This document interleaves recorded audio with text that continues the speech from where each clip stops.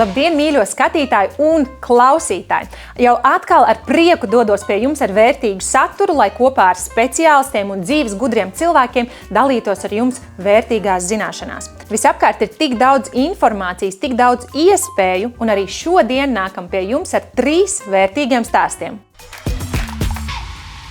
Šodien raidījumā skatieties. Ja mēs īstermiņā varam sev paspīdzināt uz jaunā gada apņemšanos, tad ilgtermiņā mēs kaut kur lūzīsim. Tie, kas klausa manām instrukcijām, tie ir laimīgi jau gan apprecējušies, gan bērnus radījuši. Viens no tādiem pamatprincipiem ir tāds, ka, ja kaut ko dikti gribās arī ārpus ierastā, tad es sev ļauju. Viens no fiziski un mentāli vesela cilvēka stūrakmeņiem ir kustība. Tieši tāpēc šodien uz sarunu esmu aicinājusi Jēkabu Grīnbergu, kas savu ikdienu pavada Sporta veselības centrā Vantis, strādājot gan ar aktīvu dzīvesveidu piekritējiem un arī Latvijas sporta elites sportistiem. Jēkab, sveiks! Un man prieks, ka tu atradi laiku atnākt ciemos, jo mazkustība šobrīd ir tāda kā sērga, es pat nebaidīšos teikt, ne tikai pieaugušiem, bet arī bērniem. Tāpēc saka, lūdzu, kas ir tas, ko tu ikdienā dari un kāds cilvēks lielākoties pie tevis nonāk, un ja tu varētu arī pateikt, kāpēc, ko viņš min, kāpēc es esmu nonācis pie fiziskās sagatavotības trenera? Visbiežāk tas ir cilvēks, kurš patiesībā varbūt pat gribētu tieši kaut ko darīt. Viņš nāk ar kaut kādu motivāciju, bet kaut kas traucē.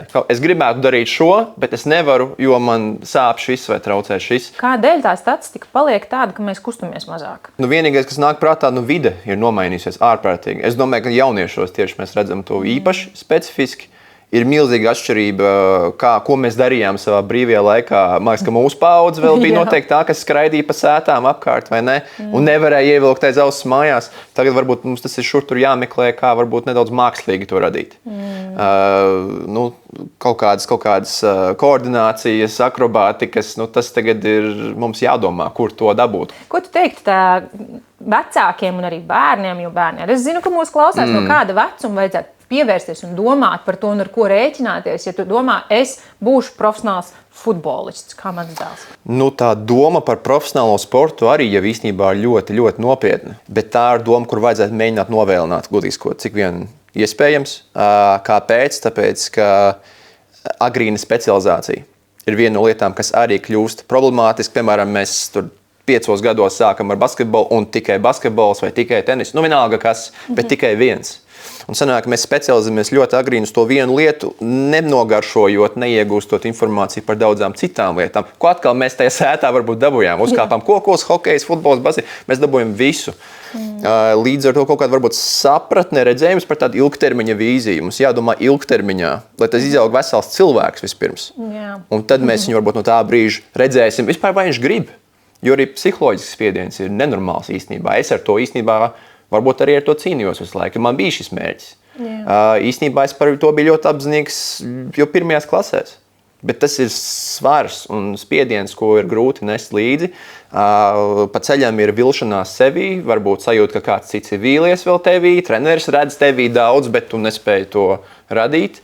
Un, ja mēs runājam par tādu veselības sportu, jebkuram cilvēkam, ja mēs saprotam, ka ir profesionālais sports, ļoti labi apzināties vecākiem, ko tas nozīmē, vai tiešām dzīt to bērnu no 5-6 gadiem. Viņš tagad būs sportists arī, un jautājums, kādu mērķu labad, ja tiešām tas bērns pats uz to, tā, ka grib, varbūt, bet arī netik ātrā vecumā, ja tie ir kaut kādi 12 gadi, ja, kā tu mini apmēram? Tur ir tas interesantais posms ar to puberitāti, kur ir tā straujā auguma, viss tā izstiepšanās, angliski saucās peak height velocity, tad ātrākais tas stiepienu gads vai gads ap pusi. Parasti ir vērts censties sagaidīt, varbūt, ka tas tā kā paiet garām, jo tad mēs tikai ieraugam apmēram, kā tas skelets izskatīsies un ko mēs uz viņu varam beigās varbūt uzbūvēt. Un arī ap to brīdi tikai tas bērns ir izgājis cauri kaut kādām tām sporta un attīstības fāzēm, lai viņš var saprast, vai viņš grib. Kāds būtu tavs ieteikums cilvēkam, kāpēc man kustēties? Ko tas dod manam ķermenim un kas būs, ja es nekustēšos? Un tas kāpēc ir īstenībā, ko mēs bieži vien arī mūsu pirmreizējās bezmaksas konsultācijās, kā reiz arī pārunājam. Pirmkārt, kāpēc tad mēs esam tikušies, kā mēs varam vislabāk tev palīdzēt? Visu laiku tiek uzdot šie jautājumi. Un arī vecāki, kuri atveduši savus bērnus, kas ir varbūt 12, 10 un jaunāki, Arī tur mēs daudz pārnām šos jautājumus. Un bieži vien nonākam pie situācijas, ka varbūt viņiem nemaz nevajag nākt šeit vingrot. Varbūt viņam vajag... Pasaka, lūdzu, lai es neaizmirstu, kas ir tie, kāpēc biežākie, ko tu dzirdi, kad tu uzdod cilvēku, kāpēc tu atnāci? Ko viņi tev atbild? Šis ir diskomforts kaut kāds. Viņš jau pat, varbūt jau pat ir daudz maz menedžēta situācija, kad viņš parādās kaut kādā treniņa aktivitātē, bet nu jau bieži vien tas ir ikdienas jautājums. Man ir grūti pasēdēt, mašīnā braukt, man ir grūti staigāt ilgi vai stāvēt koncertā kājās. Tie jau kļūst vai vēl sliktāk gulēt pa nakti. Man traucē vispār miegam, man traucē atslābināties. Ja. Tie var būt atkal ļoti, ļoti nopietni ikdienas jautājumi, kurus mums jāmenedžē ļoti rūpīgi, lai to ikdienu atvieglot. Un pēc tam jau mēs esam tā kā ārā no tā tumšā meža un varam virzīt to bildi tālāk uz priekšu. Bet diskomforts ir laikam, kādēļ mēs tiekamies visbiežāk. Labi, nu un tad, ja mums ir jāmēģina virzīt tas cilvēks, ka viņš ir ticis no tā meža ārā, ja viņš ir nonācis līdz tevim, sapratis, ok, man tomēr ir jāaiziet. Kā uz turieni nonākt un kas būtu pirmais minimums, uz kuri iet? Nu, pirmā loģiskā lieta ir, mēs jau, pat ja mēs saņemamies jaunajā gadā uz nedēļu vai divām, nopirkt to abonementu un tad iesim, ja? Nu, cilvēks taču nespīdzinās sev mūžīgi. Galu galā tā ir psiholoģija tam apakšā. Līdz ar to varbūt ir vērts domāt, kas tad ir tas, ko mums patīk. Un, ja man nepatīk šis, kāpēc man sev tur mucīt? Meklēsim citu variantu. Ja? Man nepatīk tos svarus cilāt. Labi, bet varbūt es varu izbalansēt 2 reizes basketbols, 1 reizi kaut kāda vingrošana. Un varbūt man otrs variants, mēs tikko vēl runājām, man liekas, pirms brītiņa, varbūt man patīk individuāli, varbūt man patīk grupā. Tad atkal vides jautājums, kur man patīk būt, kur es labi jūtos, cik uzmanības vēlos. Arī milzīgs jautājums. Ir cilvēki, kuram vajag ļoti maz. Viņam tikai pasaka, jāaiziet, jāizdara, viņš aiziet un izdara un neuzdod pat liekas jautājums. Citam vajag, ka ar viņu parunājās, citam vajag, ka viņam pievērš uzmanību. Un tā ir lieta, kuru noteikti mēs cenšamies ņemt vērā un tā arī ar šo cilvēku strādāt. Pirmais solis tā tad ir saprast, kas ir tas, kas man patīk. Nu, un ja galīgi, man liekas, man nekas nepatīk. Vai man nekas nepatīk, nekāda fiziska aktivitāte, vai sākt tomēr darīt, vai mēģināt atrast savā prātā kaut kādu to motivāciju, vai sākt darīt, vai tad domāt par to, kā es varētu sākt darīt. Es domāju, vērts eksperimentēt, ir vērts iet mēģināt daudz un dikt un visu kaut ko. Un tad, kad es pametu basketbolu, tas laikam arī, ko nozīmē pamet, es sapratu, ka es esmu sasniedzis, ko es varu ar viņu. Es to arī darīju, es eksperimentēju. Es biju crossfiters kādreiz kaislīgs. Pat grupas vadīju. Un pats trenējos, un man bija čomi ar to, un bija forši, man es baudīju. Tad tie čomi pazuda. Es vairs pats to nedarīju. Es sapratu, man tas ir sociāls elements, ko es baudīju vairāk nekā tas fiziskais. Tad, ko vēl? Klinšu kāpšana, cīņas sports, peldēšana. Ja mēs īstermiņā varam sev paspīdzināt uz jaunā gada apņemšanos, tad ilgtermiņā mēs kaut kur lūzīsim, neizbēgam. Līdz ar to mēs būsim spiesti meklēt to, kas mums patīk, kur mēs jūtamies labi, jo tikai tā mēs turpināsim to. Tikai tad mēs atradīsim to why, to kāpēc man ietu. Tāpēc, ka man patīk, tāpēc, ka es jūtos labi, vai tāpēc, ka citam cilvēkam tas ir gandarījums pēc. Viņam varbūt arī ir iebjās bešķiņ tas kaut kāds tas treniņš, kas ir tagad intensīvais intervals 20 minūtes, bet pēc tam viņš nokrīt gar zemi, sviedra peļķē un viņš ir, cik labi, ja? Kaut kur ir jāatrod tas āķītis, kaut kur ir jāatrod tas, kāpēc mēs varam piecelties 6 no rīta un to izdarīt. Bet bez tā, manuprāt, būs ļoti grūti. Es domāju, ka jāturpina to meklējumu. Kas ir tā disciplīna un ar ko atšķirās profesionāls sportists, iespējams, no tādu aktīvu dzīvesveidu piekritēju, jo kaut ko mēs varētu varbūt paņemt no tā profesionālā sportista sev no rīta tajā brīdī, ka liekas, pagulēšu ilgāk, neiziešu tā pastaigā. Nē, es domāju, tas arī saknējās visā tajā, ko mēs tikko runājām. Es domāju, tas profesionāls sportists ļoti precīzi zina un pie tam vēl jūt, kāpēc. Tas viņa kāpēc ir tik dziļš un tik spēcīgs, ka viņš ir gatavs varbūt pēc milzīga pārtraukuma atgriezties izlasē, vēl uzspēlēt. Tāpēc, ka tas ir viņa dzīve, viņa visa eksistence. Ja? Kas gan ir bišķiņ bīstama lieta, bet var gadīties, ka varbūt tur arī identitāte ir savienot jau tik dziļi ar to kopā, ka mēs pat nespējam vairs atdalīties. Es domāju, tas profesionālais sportists vienkārši ļoti precīzi zina, kāpēc viņš dara to, ko viņš dara. Katrai viņa darbībai par ēšanu, par miegu, par režīmu ir sapratne, kā tas viņu ved tālāk uz priekšu. Tas profesionālais sportists vai viņa cenšas savu karjeru pagarināt, cik vien iespējams. Jā, nav noslēpums, ka sports profesionālais īpaši ir limitēts ceļš. Jā. Nevelt viņiem maksā tos 1000 un miljonus augstākajā elitē, tāpēc, ka viņš visu savu dzīvi veltīs tam pilnībā katru mikro elementu un sekundi. Un viņš nespēs to darīt līdz mūža galam. Nu, tad es domāju, tā attieksme vai tā mentalitāte, tā filozofija, izpratne, sajūta par sevi, jo baudas tur bieži vien nav. Īstenībā profesionālam sportistam tur baudas bieži vien nav. Arī viņi pasaka, ka viņi negrib celties šodien. Viņi atnāk un pasaka, ka viņiem šodien ir slinkums, ka viņiem ir grūti, ka viņiem garstāvoklis nav. Tāds pats cilvēks, bet viņš vienalga ierodās. Tāpēc, ka viņam ir šis te kāpēc. Es domāju, ka ja mēs sevi spējam kaut kur to uzzīmēt, uzrakstīt un atrast, un tiešām atrast arī kaut kādu, varbūt ideāli gadījumā baudu tajā, jo profesionālam sportistam bauda ir tā zelta medaļa, ko viņš dabū beigās tajā čempionātā. Jā? Viss, ko viņš izcieta, bija tā vērts.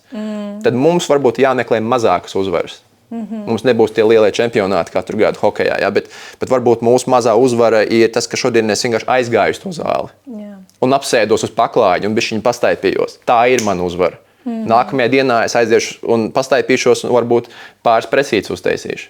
Tad mikro mazi solīši, mikro mazas uzvaras, viņas redzēt, sajust, svinēt pat kaut kādā mērā un lēnām uz viņām būvējot virsū. Es domāju, mēs arī radam to pozitīvu emociju, savā ziņā tādu pozitīvu atkarību varbūt, jā, kad tā ir emocija un sajūta, ko mēs gribam vēl un vēl un vēl. Un tas mūs ved uz priekšu. Svarīgs jautājums tev kā Jēkabam. Kā tev liekas, kas ir māksla dzīvot? Es teiktu, tā ir arī šī te apzinātā sapratne par to, kas mēs katrs esam un precīzi, ko mēs darām un atkal kāpēc mēs to darām. Es domāju, ja šo mākslu mēs uzgleznojam, tad arī tas dārzs no tā var augt. Es tev gribu uzdāvināt pilnu grozu veselīgiem produktiem no Barboras, kas ir vadošais Latvijā interneta piegādes veikals, jo reizēm, lai kustība ir vajadzīga, bet varbūt reizēm negribas nest tos produktus, tāpēc no Barboras. Paldies, Liels. Paldies. Novērtēju. Paldies. Mēs turpinām izzināt pasauli no dažādām pusēm. Un ir pēdējie pētījumi, kuri apliecina, ka ir ļoti svarīgs aspekts dzīvē, kas nosaka to, cik vesels tu būsi, cik laimīgs tu būsi, un tās ir attiecības. Tieši tāpēc šodien uz sarunu esmu aicinājusi socionikas eksperti, pasniedzēju, kā arī bloga cilvēktipi.lv veidotāju Eviju Čeprovu. Sveika, Evija! Sveika, Man prieks, ka tu esi šeit, lai runātu par tik svarīgu tēmu kā attiecības. Un vai tu varētu pateikt, kas ir socionika un kā tu līdz tam nonāci un ko tā risina? Socionika, es to saucu par tādu tehnoloģiju ar pretenziju uz zinātni. Tas ir par to, kā strādā mūsu psihe, jeb mūsu smadzenes, kas notiek šeit mūsu galvā, lai mēs spētu uztvert, apstrādāt un nodot tālāk informāciju. Informācija ir mums visapkārt, tas ir arī mūsu komunikācijas un attiecību pamatā. Un līdz ar to ir ļoti svarīgi saprast, kā ir izveidota tava psihe, kā tu uztver un apstrādā šo apkārt esošo informāciju un, attiecīgi, kā tie citi cilvēki strādā šajos pašos jautājumos un kāpēc tas ir svarīgi tieši attiecību jomā. Tāpēc, ka attiecības ir visu mūsu dzīvi.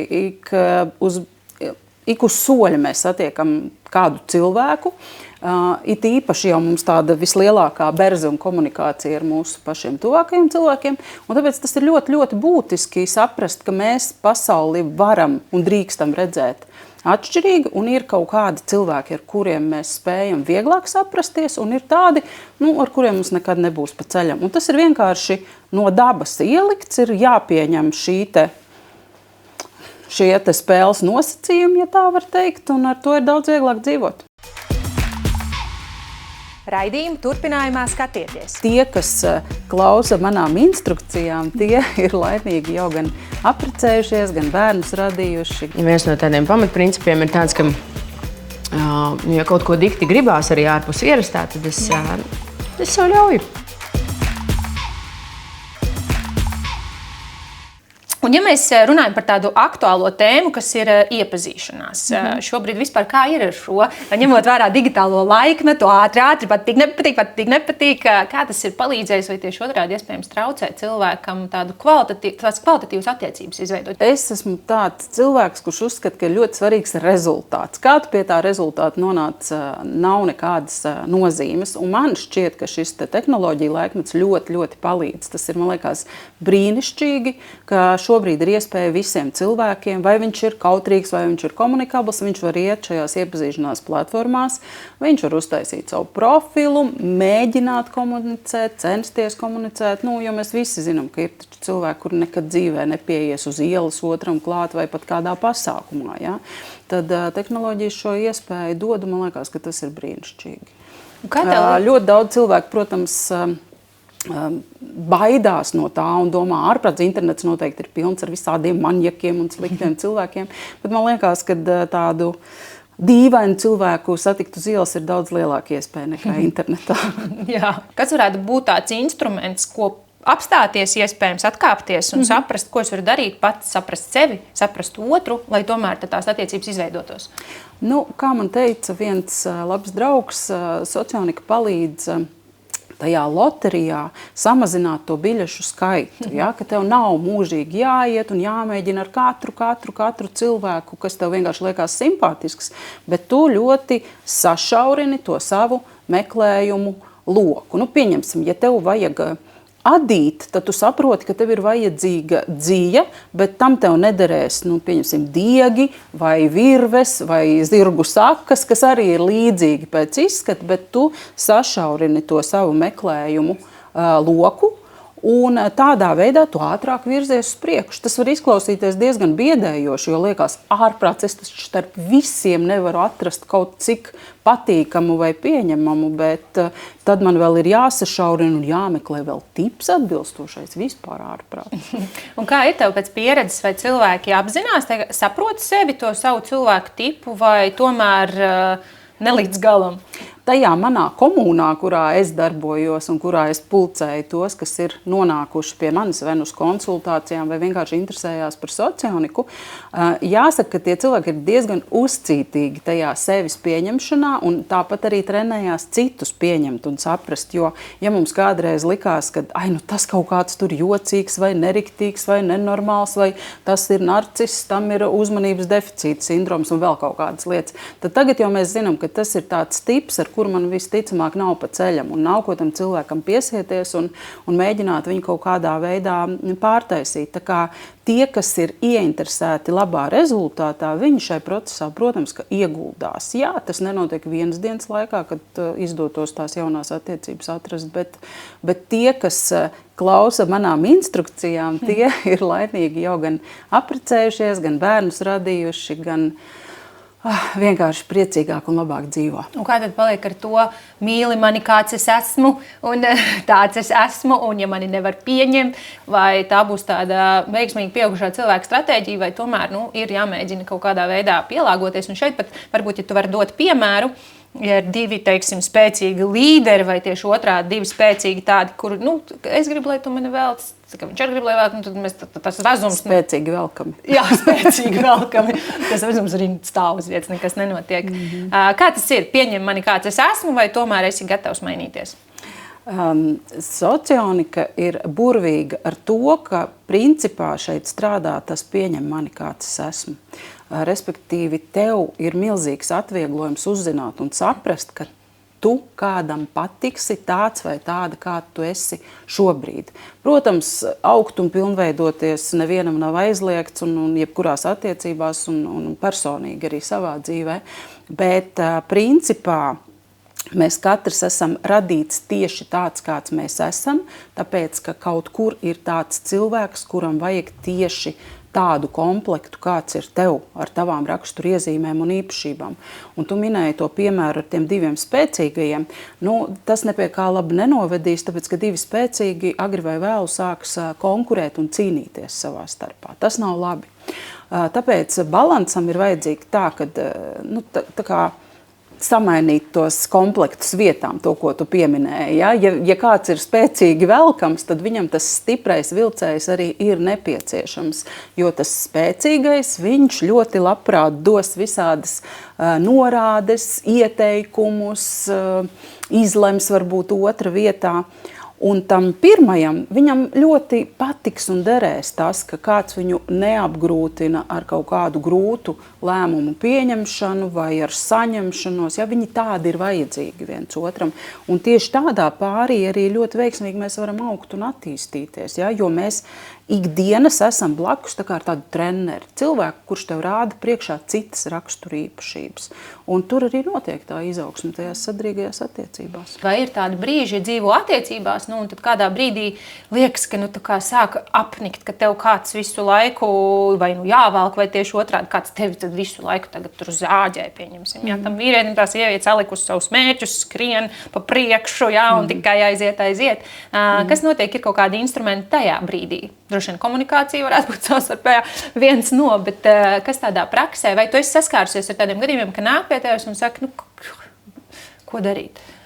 Regulāri sastopos ar šo un teikšu, varbūt nepopulāru viedokli, bet tas ir signāls, ka tās ir nesadarīgas savstarpējās attiecības, jo ļoti bieži tā ir sieviete, kura ir uzņēmusies vilkt, bet reāli tā viņas daba, tā viņas būtība nav tas vilcējspēks. Ja? Mēs nepiekūstam no savām stiprajām pusēm. Mēs nevaram nogurt no tā. Ja tā ir tava iekšējā būtība, tu to dari, tev tas ir organiski un viss ir brīnišķīgi. Bet ja tu esi tēlojusi vai varbūt pat netēlojusi, ja tu esi pieņēmusi, ka tā ir, ar attiecībām ir jāstrādā, kādam taču ir jābūt tam līderim, ja?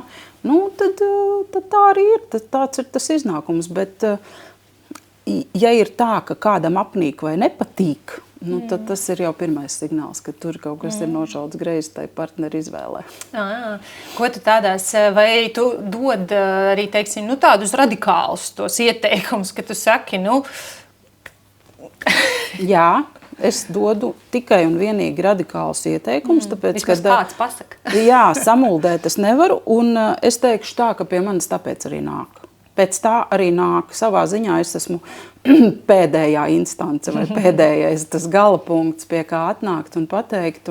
Un jā, pāri dažkārt ir saskumuši, bet tad, kad es izskaidroju, kāpēc tā notiek un kādas ir šī pāra perspektīvas, pat ja viņi sarunāsies, pat ja viņi saņemsies, pat ja viņi pavadīs vairāk laika kopā un vēl nezinu ko, tas nemainīsies. Jo nekādi nevar izmainīt iekšējo sajūtu, kāda ir tevī, kad tu esi blakus tam otram cilvēkam. Tu vari smaidīt, tu vari būt pieklājīgs un iejūtīgs un ievilkt elpu un izelpot, ja? Bet iekšā tas ēž, un ar to mēs neko nevaram iesākt, ar savu iekšējo sajūtu. Un viņi agri vai vēl nāks kaut kur pausīm ārā.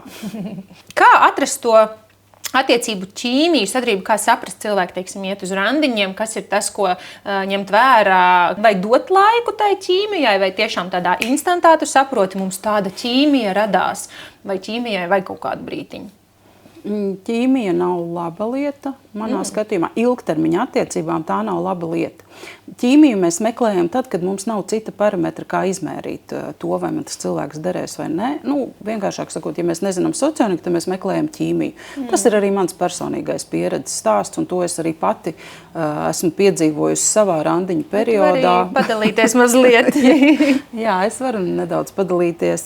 Es ļoti agri apprecējos, ļoti agri izšķīros. 25 gados jau biju viena pati ar 2 maziem bērniem, un arī kategoriski iebildu pret to, ka vajadzētu iet internetā iepazīties, bet draudzene aizvilka un nosēdināja pie datora un teica, tagad tu darīsi tā. Un, protams, kad šajā posmā tu esi tāds tā kā jēla ola, tu vispār nesaproti, kā tajā vidē, tajā publikā dzīvoties, kādi tur ir noteikumi, vai man ir jādraudzējās ar visiem, vai man ir jābūt pieklājīgai pret visiem, vai man ar visiem ir jāiet uz randiņu. Jā, un diezgan bieži es arī šo no vīriešiem dzirdēju, tā kā sarakstoties vai arī satiekoties, kad mēs runājam, ko tad tu meklē? Klikšķi, gribu klikšķi, ja? Un kā neklikšķi, tā neklikšķi, kā neklikšķi, tā neklikšķi.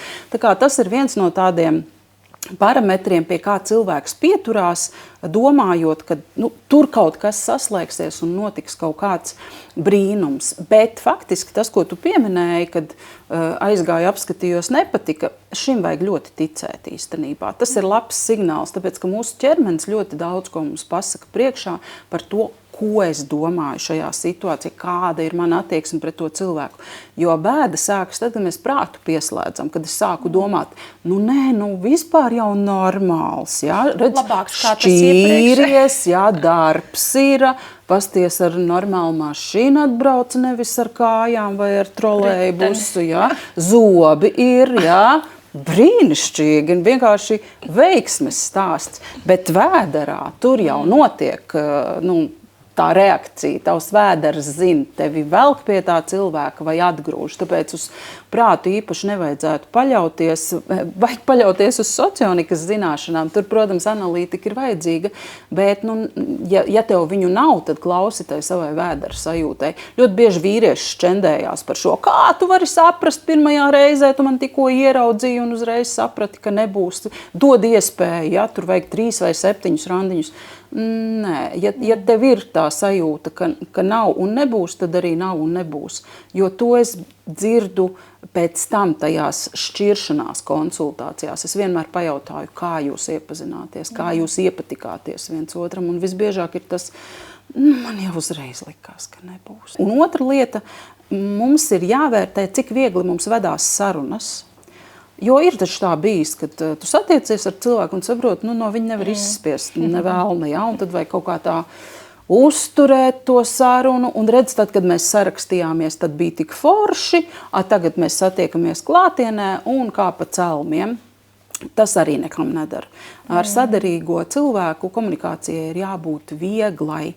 Nevienmēr varbūt viņi būs par kaut kādām super patīkamām tēmām, bet es tos salīdzinu ar tādu tā kā pingponga spēlēšanu. Tad, kad mums abiem diviem gribās savstarpēji apmainīties ar nevis ar līdzīgu informāciju, jo šis arī ļoti bieži notiek. Mēs meklējam līdzīgo. Sievietes ir īpaši saka, ārprāt, es satiku savu dvēseles radinieku. Ja tu šādi secini, tad bēdz, ko kājas nes. Dvēseles radinieks tev var būt labs draugs, domu biedrs, bet ne partneris dzīvē. Jo mēs ļoti bieži aizmirstam, kam tad mums tas otrs cilvēks ir vajadzīgs. Ja? Mēs tik ļoti tā kā tiecamies mīlēt, bet aizmirstam par to, ka attiecības tā ir sadzīve. Tā ir sadzīvisku jautājumu risināšana. Un mēs agri vai vēlu pret to atdursimies, jo, ja satiekās 2 dvēseles radinieki, viņi brīnišķīgi dosies kopā uz bibliotēku vai uz teātri vai kaut kur, bet kas notiks tad, kad ir, tur remonts jāpabeidz vai miskasti jāiznes vai nauda jānopelna, tur jau rodās visas tās nelaimes ģimenē. Mēs visi atduramies pret sadzīvi, un ja nav šī te papildinājuma, ka viens ir dvēselisks, bet otrs ir saimniecisks un praktisks, tad nekas labs tur nevar sanākt. Ko darīt? Ja tu saprast, ka man nav jāgaida tas klikšķis, tu vari arī pirmajā randiņā saprast, būs vai nebūs, bet negaidi, ka klikšķēs. Ko darīt? Tā padās. Eju nav ne klikšķis, ne vēders, nekas. Viss slikti nav mums vīriešu nav šeit. Vīrieši saka, ka sieviešu nav, ārprāts, bēdu ielē. Jābrauc kaut kur citur, aizbrauc citur, arī kā nav, tā nav. Ko darīt? Cilvēki ir, un ko es esmu secinājusi, lai arī dažkārt liekas, es esmu izskatījis to Tinderi, krustu un šķērsu, zinu, tur pazīstu visus no vietas, bet pieņemsim, tad, kad pie manis atnāk tāds cilvēks un saka, dod šurp to savu Tinderi, es paskatīšos, kas tev tur vispār notiek. Un mēs paši nepamanam, ka mēs izvēlamies vienādus cilvēkus. Mums ir kaut kāds savs iekšējais šablons, un mēs automātiski aizšķiram projām tos, kas tajā šablonā neierakstās.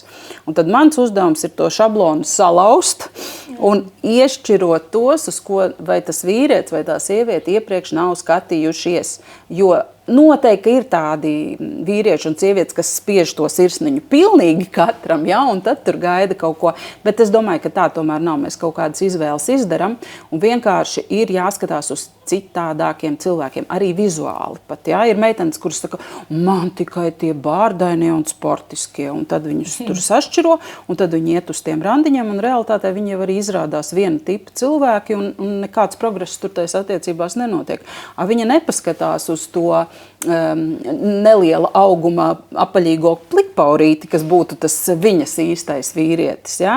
Viņa viņu pašķir garām, jo grozies kā gribi, mums jau tajos tīklos ir tikai šī vizuālā informācija. Ja? Nu, neko jau mēs vairāk tur nevaram izfantazēt. Mēs apskatāmies uz bildīt nepatīk un viss. Ko tu padarīsi? Un kā ir dzīvē, tā iepazīšanās, jo mēs arī runājam par cilvēku tipiem, vai tas palīdz, ja tu saproti, ka es esmu sporta zālē, tātad šeit droši vien it kā sakrist ar interesēm, viņš arī sporto. Godu vārds nevienu stāstu neesmu dzirdējis, ka iepazīstās sporta zālē. Tur cilvēki iet vingrot galā. Jā, gribētos, ļoti gribās, lai viņš uzkrīt virsū kaut kur lielveikalā, vai jūs saskrienaties ar krūtīm degvielas uzpildes stacijā, un tu viņam uzlej kafiju, un viņš tu esi mana sapņu sieviete. Ja? Tā laikam ir biežākā vieta, kuras atrodos, tāpēc tev teicu. Bet jebkas cits, zinot tos cilvēku tipus, vai ir vieglāk tās attiecības izveidot arī ne tai digitālajā pasaulē, bet īstajā dzīvē. Ja tu esi tāds cilvēks, kas ļoti daudz kur apgrozās, tad tu, protams, uztrenē aci un saproti, kurš ir tas tavs tips, uz ko tev vajadzētu skatīties. Bet, būsim reāli, man liekas, ka mūsu introvertajā sabiedrībā mēs diezgan maz kur izejam, maz kur pulcējamies, un visbiežāk, ja mēs pulcējamies, tad tur mēs esam domu biedri, un tas nozīmē, ka tur atkal ir līdzīgie, un tas atkal neder, jo tas tavs sadarīgais, viņš ir kaut kādā citā kosmosā, citā sabiedrībā, viņš nodarbojas ar citām lietām nekā tu. Viņš dara kaut ko citu, pelna citādāk, un jūsu ceļi nekrustojas. Tāpēc ar to iepazīšanos dzīvē es teiktu, ka ir baigi draņķīgi mūsdienās. Es šim stāstam ticu vienīgi jauniešu sakarā, bet tad, kad mēs esam jau tādā nopietnā vecumā, un galu galā tas ļoti samazina mūsu iespējas. Ja mums ir apkārt tie mūsu kaut kādi tur kolēģi vai biznesa partneri vai kas, viņi jau ir 2, 3. Tu ieeji Tinderī, tur tev ir 53 vismaz no kā izvēlēties, un tu vienā vakarā sarunā 3 randiņas. Daudz produktīvāk, kā es teicu pašā sākumā. Es esmu par rezultātu. Jā, optimizēju. Un ja tu zini šos cilvēku tipus, pazīsti sevi un zini, kā noteikt otra tipu, vai zinot šīs atslēgas cilvēku tipos, tu vari tā kā vinnēt to otru cilvēku vairāk, viņu uzmanību. Jā, tās meitenes, kas nāk pie manis, viņas saņem konkrētus ieteikumus, kā viņai vajadzētu izskatīties, piemēram, lai viņas sadrīgais uz viņu paskatītos. Ja? Vai viņš ir tāds cilvēks, kurš ir tendēts redzēt un vērtēt vizuālo, vai tieši otrādi, viņam vairāk interesētu tavs dvēseliskums vai intelekts, tādas lietas. Tā kā, protams, un ir jābūt gatavam uz to, ar kādu cilvēku tev būs darīšana. Tāpēc man ir tāda slēgtā Telegram grupa, kurā nonāk cilvēki pēc konsultācijām, kur viņi mācās atpazīt dažādus tipus, jo viņi savā starpā komunicē. Un tā viņi iegūst izpratni par to, kurš ir runīgāks, kurš ir drosmīgāks, kurš ir bezkaunīgāks, kuri ir tie, kas sēž malā un popkornu ēd un skatās uz to visu. Ja? Tādā veidā mums ir arī praktiska vieta, kur trenēties. Stratēģijas, ko izmēģināt. Jā, tieši tā. Labi. Evija, pieņemsim, tu dod man padomu, ka es pavasarī esmu sapratusi, es meklēju mīlestību, meklēju to partneri. Kas būtu tas padoms, ko tu dotu šādai sievietei, jo īstenībā varbūt arī vīrietim? Es gribētu teikt, ka šo te attiecību meklēšanas procesu nevajag uztvert pārāk nopietni. Ja reiz pavasaris, tad ķeramies klāt tam kā tādai koķetēšanai vai kā piedzīvojumam, jo arī šajā procesā mums ir jātrenējās. Mums ir tomēr jātrenējās saprast tos cilvēkus, arī šķirot, saprast, vai jūs esat vispār no viena plaukta, vai jums ir pa ceļam kaut kādā īsākā vai garākā posmā. Ja? Mums ir jāķerās klāt tam kā rotaļai. Un tas nav tik atbildīgi, varbūt, kā kādreiz mēs cenšamies to darīt. Es atceros arī pati sevi tajā posmā. Es katru vīrieti iztēlojos kā savu potenciālo vīru. Ja? Es ļoti nopietni, un līdz ar to ir pareizi jāuzvedās, pareizi jāizskatās un pareizi jāsmaida. Un jāsaka, kad tik tiešām savu vīru es satiku internetā tad, kad es visam atmetu ar roku un teicu, lai notiek, kas notikdams. Aiziešu, riskēšu, mēģināšu, ko man zaudēt. Ja? Man tajā laikā bija 30 gadi, Un man likās, ka man jau vairs tiešām nav jātēlo nekāda svētā, un vienkārši vajag mesties iekšā piedzīvojumā, un tas ir arī ļoti labi rezultējies. Tā kā mēs drīkstam būt īstas, dabiskas, atlaist to savu iespringumu attiecību meklējumos un tās nopietnības piešķiršanā, un iespējams, ka tas ir tas pareizais ceļš, kā satikt savu cilvēku. Tad, kad tu esi īsta. Raidījumu turpinājumā skatieties. Kas ir tavas vērtības, kas tev ir svarīgi, un nekad no šīs komforta zonas vairs neiziet. Ja viens no tādiem pamatprincipiem ir tāds, ka, ja kaut ko dikti gribās arī ārpus ierastā, tad es sev ļauju. Evija, ja tev kā Evijai jāpasaka, kas ir māksla dzīvot? Māksla dzīvot ir atrast savu komforta zonu, saprast, kas ir organiski tieši tev, kāds ir tavs dzīves temps, kas ir tavas vērtības, kas tev ir svarīgi, un nekad no šīs komforta zonas vairs neiziet. Pat, ja tas nesaskan ar kaut kādiem sabiedrības uzskatiem, vai to, ko grib visi, vai to, ko būtu pareizi gribēt. Ja tev patīk sēdēt mājās, šūpoties šūpuļkrēslā un iedzert to sarkanvīna glāzi, tad, man liekas, brīnišķīgi. Nav jānopelna visa pasaules nauda vai jākļūst tur mega slavenam. Ja tas ir tas tavs ceļš, tad tā ir īsta māksla dzīvot. Evija, tu dalījies tik daudz ar mums, tagad es gribu padalīties ar tevi, kas ir viena no dentārijuma dāvanu karte, jo smaids taču arī spēlē tik lielu lomu, vai ne? Attiecību veidošanā un vispār dzīvē tas ir tāds skaistākā rota. Kā arī no Nateo D vitamīns imunitātes veicināšanai, pavasars nāk, droši vien rezerves ir izbeigušās. Nateo D ir ērti dozējams pilienu, koncentrātu kapsulu, spreju vai dabisku un garšīgu želēju vitamīnu formā. Un dāvanu karte no Zobārstniecības klīnikas Dentārium, kas izmanto jaunākās ārstēšanas metodes. Paldies, Evija, par šo sarunu, un paldies arī tev, ka tu klausījies un cerams atradi instrumentus, kā veidot šo brīnišķīgo attiecību mākslu. Mēs ar Eviju tiksimies arī turpmākajos raidījumos, lai runātu par sociānikas un attiecību lomu darba kolektīvos un savā karjeras izaugsmē. Mēs daudz runājam par veselību, par veselīgiem ikdienas ieradumiem, tomēr mums visiem interesē, kas ir uz šķīvja dažādiem cilvēkiem. Tāpēc uz sarunu esmu aicinājusi radio dīdžeju, radio personību, skaistu un iedvesmojošu sievieti Maiju Rozīti. Kāds man prieks tev. Es gribētu arī teikt draudzeni. Jā, obligāti. Čau! Čau, ķēžamies! Mums sanāk pēdējā laikā tikties, bet ir īpaši notikumi, kas to veicina. Jā, man ir liels prieks. Un mums jau ēdiens ir gatavs, tāpēc mēs jau arī sagaidām Andri Rūmīti, kurš ir īpaši tev pagatavojis, jo risotto ir tavs mīļākais ēdiens. Vispār viens no, jo es sevi uzskatu par tādu kā foodie, un droši vien, ka tādu pilnīgi vienīgo izvēlēties būtu gandrīz neiespējami, bet risotto man ļoti patīk. Sveicināt, dāmas! Čau, Andri! Jā, šodien īpaši ēdiens, kas ikdienā nav pēc savu ēdienu tentē pieejams, bet mēs vienmēr varam pagatavot viesim kaut ko īpašu. Tad būs risotto ar sēnēm. Paldies! Te īpaši risotto, tāds saulains. Ar safrānu. Ar safrānu milanēzi, ar jūras ķemītēm. Es jūtu, ka mājai vai kaut ko tādu bišķikāpu. Es arī ūdentiņu jums papildināšu. Paldies! Jā, ūdens arī jādzer. Ir, jā. Tad labu apetīti, es teikšu. Paldies. Kā tu sevi uzturi tik labā formā, jo tu daudz arī ceļo.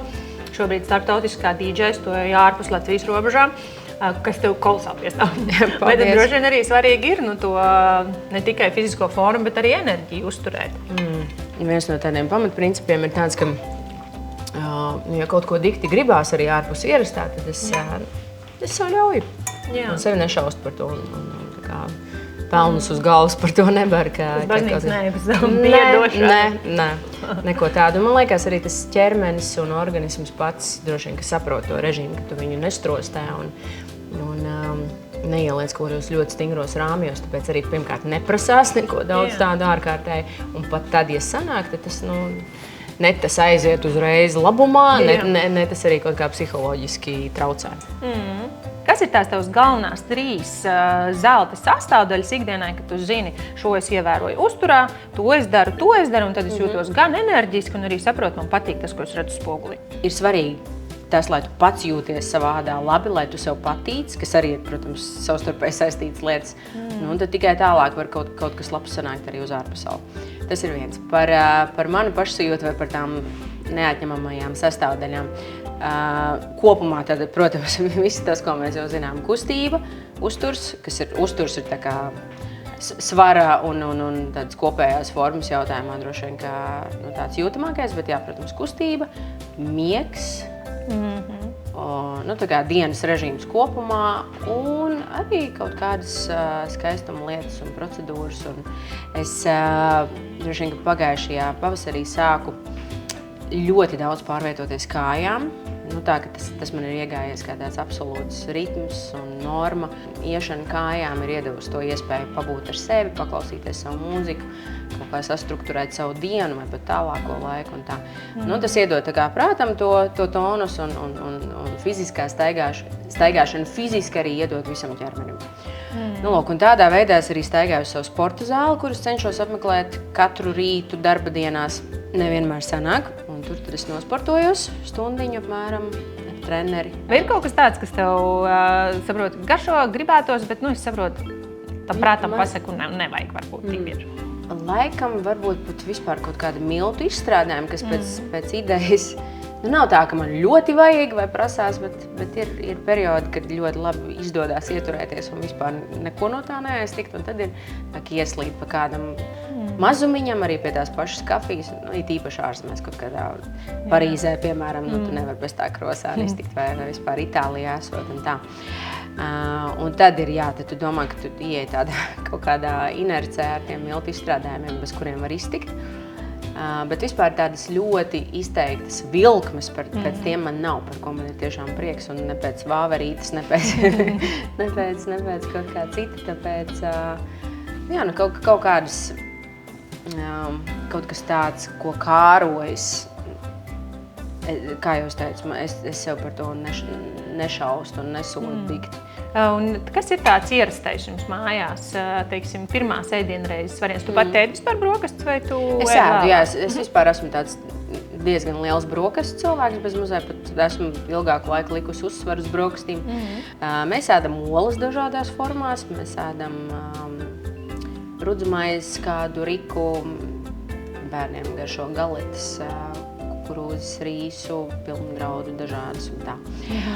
Un tad biespiens, piemēram, ar zaļumiem, avokādo. Man pašai bērni gan neēd avokādo. Kā tev ir ar enerģiju, jo tu daudz arī tev sanāk spēlēt naktīs, vai ne? Un ceļot, pārceļot, vai tu ir kaut kas, ko tu īpaši piedomājot, saproti, vai tā enerģija būs, vai tu pa miegu runāji kaut kādas tā galvenās lietas? Miegs ir numur 1 faktors šajā jautājumā. Numur 1 faktors, tāpēc es arī skaidrs, ka sanāk nevis vienkārši grēkot ar miega režīmu, bet arī profesionāli tā tas sakrīt. Es esmu tas tipāšs, kas ar man jau draugi smējās, ka es varu aizmigt arī vienkārši kājās stāvot. Vislabākā atslēga ir nevis ciesties un tad norauties, tomēr apzināties, kas ir uz tavas šķīvja, kāpēc tu vēlies to, ko tu vēlies, un laiku pa laikam atļaut to lietu, ko tev tik ļoti kārojās apēst. Jo nevienā produktā otrā pusē sastāvdaļās neatradīs pievienotu vainas sajūtu. Tāpēc nevaino sevi, atļauj sev un apzinies, kas ir uz tavas šķīvja.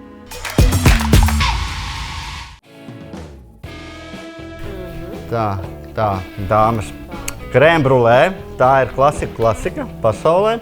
Šis krēmbrulē Hercogā ir nedaudz savādāk gatavots. Tas ir iebiezinātā piena krēmbrulē. Arī karameli mēs uztaisām kā karameli, tad no viņas putekļus, un tad tikai tad mēs viņus piededzinām. Svaigas ogas, lai bišķiņ to trekumiņu pašķaidītu. Tā kā labu apetīti un uz tikšanos atkal Hercogā. Maija, vai tu mums atklāsi, kas ir tādas, 1 vai 2 tādi tie skaistumkopšanas rituāli, kuriem tu zini, ka tie man tiešām redzu rezultātu, daru un darīšu? Pirmām kārtām, es domāju, ka ir aplami uzskatīt, ka ir obligāti vajadzīgs kāds palīgs, vai ka ir jāiet vienā lēdā pie kosmetologa, vai vispār jābūt kaut kādos salonos, lai sevi uzturētu tādā ikdienas formā. Jo īstenībā īpaši sejas kopšanai un ādas kopšanai kopumā pats svarīgākais ir tas, ko tu dari mājās. Tad visa šī mājas rutīna, rūpīga attīrīšana, pareizo produktu izvēlēšanās, kas der tieši tavai ādai, tavam ādas tipam un tā. Ķermenim pēc sportošanas un vispār, lai tādu noslīpētu efektu liedot, man liekas, pats labākais aparāts ir endosfēra. Man ļoti patīk. It kā viens no tādiem salīdzinoši vienkāršākiem masāžas aparātiem, jo tagad tehnoloģijas tik ātri attīstās un ir klienti, kas nāk un domā, ka ar to procedūru tad nodzīst tos 30 vai cik liekos kilogramus un pārējo visu var atstāt novārtā. Man liekas, to ir svarīgi arī apzināties, ka tādu brīnumu nūju nav. Nav ne diētas. Es nezinu, es personīgi vispār diētu kā formātu vajag neatzīstu. Lai gan angliski diet vienkārši ir uzturs, jā. Tā nav diētas iedēja, tā kā forma. Tas ir grūti, bet tas, ko tu izvēlies savā regulāri. Bet tādas diētas, kā mēs to latviešu valodā izprotam, tās nekad neesmu ieturējusi un nemaz negribu mēģināt. Tāpēc man liekas, ir svarīgi, ka tu negaidi no tā, ka tu aizies uz endosfēru un pēc tam vakarā iecirtīs šitos pelmeņus ar majonēzi. Vamodīsies no rīta. Jā, tā laikam nenotiek. Tāpēc visas šīs sadaļiņas kaut kā arī, protams, arī nav obligāts tur ne fanātisms, ne kaut kāda pārspīlēšana, bet tās visas būtu vēlamas ievērot. Maija, ja tev būtu tādā vienā teikumā tīri tu kā Maija Rozīte, kas ir māksla dzīvot? Māksla dzīvot ir dzīvot ar tādas iekšējas harmonijas sajūtu, ar sajūtu, ka tu pašrealizējies, un tu esi piepildīts. Tad arī nes to visu pasaulē. Tā ir māksla dzīvot. Jā, paldies tev. Jūties tajā procesā. Tā kā tu teici, ka tev patīk izmēģināt arī lietas Latvijā ražot kosmētika Bio to You, kas ir dabas un zinātnes satikšanās. Iespējams, jā, tev arī patīkās, tāpēc dāvanīja tev no viņiem. Kā arī tu esi arī tāds, tev balītais tu esi. Jā, darbs ir balītē. Darbs ir balītē, un šī ir kolosāla spēle, ko Anita Skuja ir izstrādājusi, kas ir vienmēr varbūt kabatā, īstenībā braucot uz svinībām, jo tā ir tāda jubilāram forša aktivitāte par jubilāru. Tāpēc, tas ir kaut kas pikants, vai tu var arī jaunatnē? Tur var jaunatnē arī. Šī nav pikantā versija. Super. Jā. Spēles mērķis ļaut jubilāram justies īpašam un mīlētam. Ļoti, jā. Un cik es viņu spēlējusi, viņš tiešām jūtas pilnīgi tā, ka tur vēl ko tu vari labāku dot tai viņa dzimšanas dienā, kā mēs visi runājam un domājam par viņu. Paldies, mīļo skatītāji, ka bija pusdienās ar mani un Maiju Rozīti. Tiekamies katru nedēļu RTV, YouTube, Spotify un, protams, arī sociālajos tīklos. Atā! Atā! Paldies, ka uzaicināji!